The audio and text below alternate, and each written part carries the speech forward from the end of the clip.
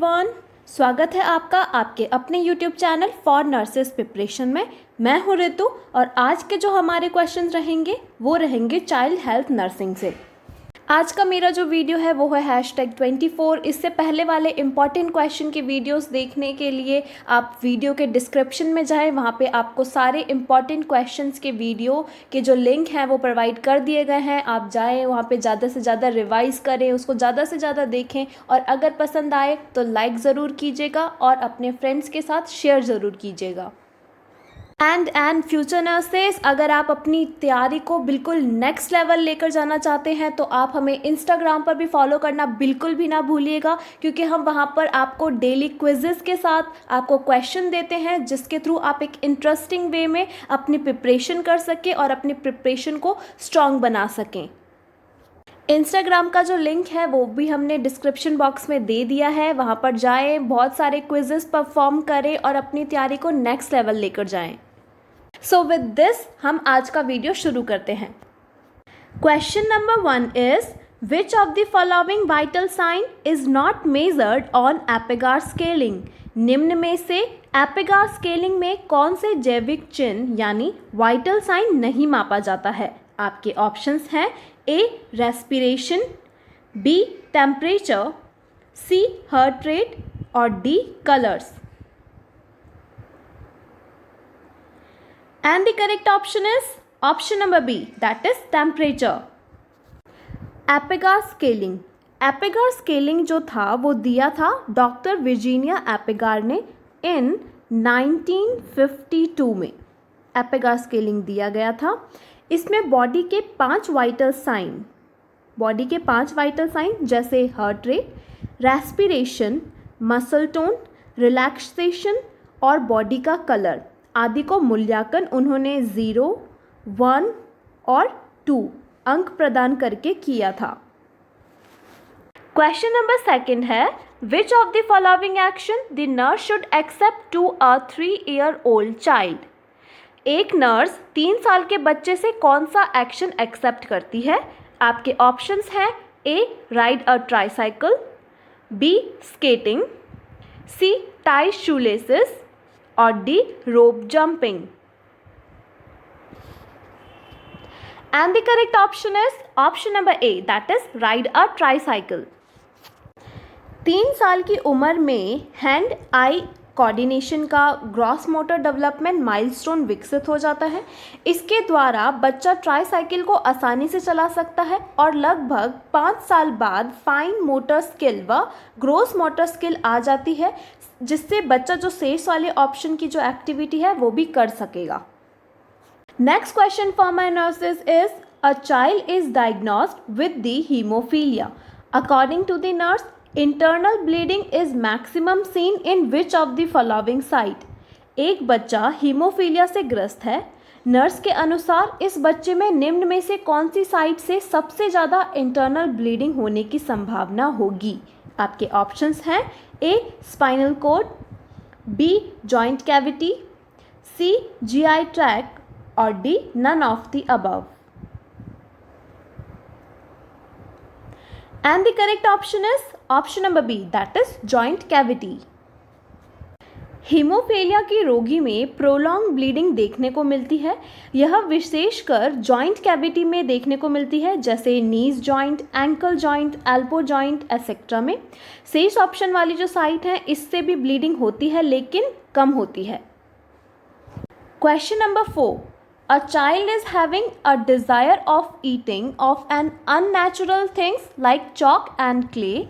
This disorder is defined by which of the following term? वह disorder जिसमें बालक को अभोज्य पदार्थ खाने की हैबिट पड़ जाती है निम्न में से क्या कहलाती है।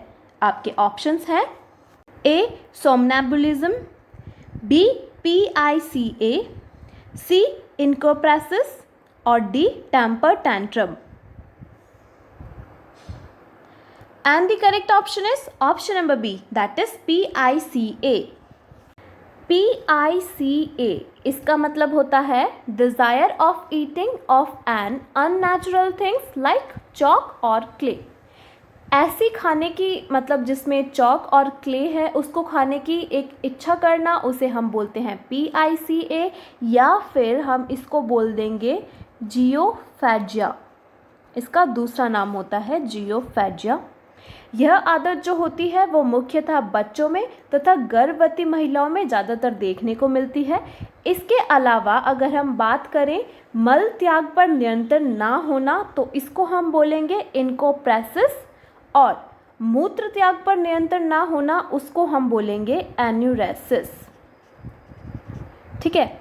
और सोमैनम्बुलिज्म एक स्लीपिंग डिसऑर्डर होता है, इसमें बच्चा नींद में चलता है। Okay.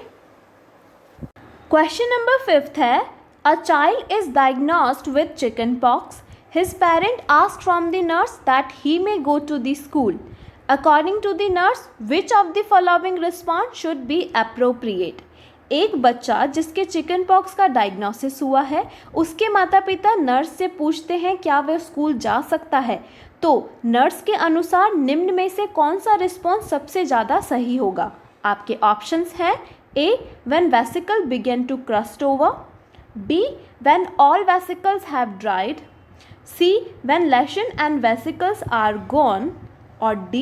When the child is febrile. And the correct option is option number B, that is when all vesicles have dried. Chicken pox एक कॉन्टेजियस डिजीज़ होती है, मतलब यह direct contact, droplet spread, contact with contaminated object etcetera इन सब के द्वारा transmit हो सकती है। सामान्यतः वेसिकल फूटकर ओपन होती हैं तो इस समय पर बहुत ही ज़्यादा कंटेजियस होती है। जब सभी वेसिकल सूख जाएं या फिर फूट कर जो ड्राई हो जाएं तब बच्चा स्कूल जा सकता है, नर्स ये कहेगी। Question number 6 is, if newborn is having abnormal smallness of the head, according to the nurse, which of the following condition it is indicating? अगर नवजात शिशु का सिर असामान्य रूप से छोटा होता है तो नर्स के अनुसार यह निम्न में से कौन सी कंडीशन को इंडिकेट कर रहा है? आपके ऑप्शंस हैं A.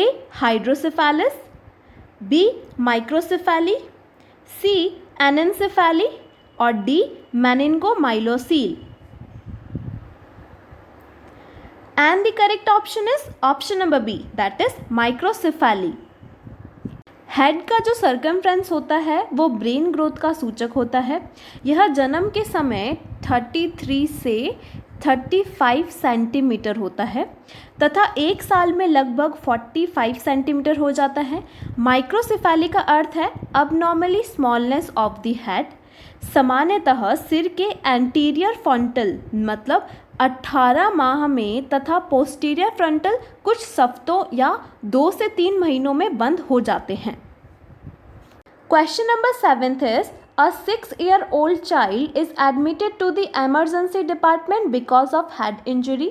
Which of the following finding by which in this child ICP increase is indicated? एक 6 वर्ष का बच्चा हेड इंजरी के कारण एमरजेंसी डिपार्टमेंट में एडमिट हुआ है। निम्न में से कौन सी फाइंडिंग के द्वारा यह इंडिकेट होता है कि बच्चे में ICP इंक्रीज हो गया है? आपके ऑप्शंस हैं A. Hyper alertness, B. Bradycardia, C. Decrease systolic BP और D. Bulging frontal. And the correct option is option number B, that is bradycardia. ICP के इंक्रीज होने पर हार्ट रेट जो है वो डिक्रीज हो जाती है। ब्रेडिकार्डिया के द्वारा इंक्रीज्ड ICP का पता चलता है। जब ICP इंक्रीज हो जाती है तो अलर्टनेस अथवा कॉन्शियसनेस कम हो जाती है। इसके अलावा सिस्टोलिक BP में बढ़ोतरी भी हो जाती है और फ्रंटल मुख्यतः 2 से 3 माह की उम्र में ही भरे या फिर क्लोज हो जाते हैं। क्वेश्चन नंबर 8 है, cardiogenic shock is best defined by which of the following statement? Your options are A. Inflow और outflow obstruction of the main blood stream, B. a reduction in circulating blood volume, C. decreased cardiac output और D. all of the above. And the correct option is option number C, that is decreased cardiac output. Cardiogenic shock जो होता है वो तब होता है जब cardiac output कम हो जाती है और ऊतकों की ऑक्सीजन नीड पर्याप्त रूप से पूरी नहीं हो पाती है, जबकि हाइपोवॉल्मिक शॉक में मुख्यतः सर्कुलेटिंग ब्लड वॉल्यूम में कमी हो जाती है। Question number 9 is a child with sickle cell anemia is having blood transfusion. According to which of the following finding nurse knows about that transfusion reaction is occurring in this child? एक sickle cell anaemia से ग्रस्त बच्चे में blood transfusion हो रहा है। Nurse के अनुसार निम्न में से किस असेसमेंट फाइंडिंग के द्वारा पता चलता है कि बच्चे में ट्रांसफ्यूजन रिएक्शन हो रही है? And the options are A urticaria means पित्ती, flushing and wheezing, B is diaphoresis and hot flashes, C fever, disorientation and abdominal pain, or D fever, urticaria and red rashes. And the correct option is option number A, that is urticaria, flushing and wheezing. Donor के blood में पाए जाने वाले allergens व antigens के द्वारा patient में कई बार ब्लड ट्रांसफ्यूजन के दौरान एलर्जिक रिएक्शन हो जाती है। इसके जो प्रमुख लक्षण हैं वो हैं यूट्रिकेरिया मीन्स पित्ती, फ्लशिंग मीन्स लालिमा और विजिंग। ये सब इसके लक्षण होते हैं। ऐसी स्थिति में नर्स को ब्लड ट्रांसफ्यूजन तुरंत बंद कर देना चाहिए तथा फिजिशियन को तुरंत इन्फॉर्म करना चाहिए। Next and the last question of this video is, a child is suffering from rubeola disease admitted to the hospital. At the time of admission, which of the following intervention nurse should take care of? एक rubeola से पीड़ित बच्चे को hospital में admit किया जाता है। बच्चे के एडमिशन के दौरान नर्स को निम्न में से कौन सी सावधानी रखनी चाहिए?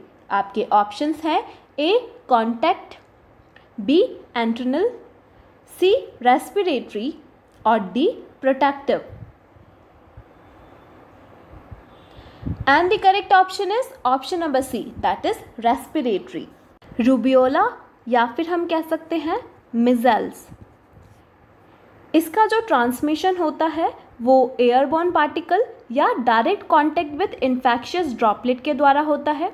ऐसी सिचुएशन में रेस्पिरेटरी प्रिकॉशन की आवश्यकता होती है।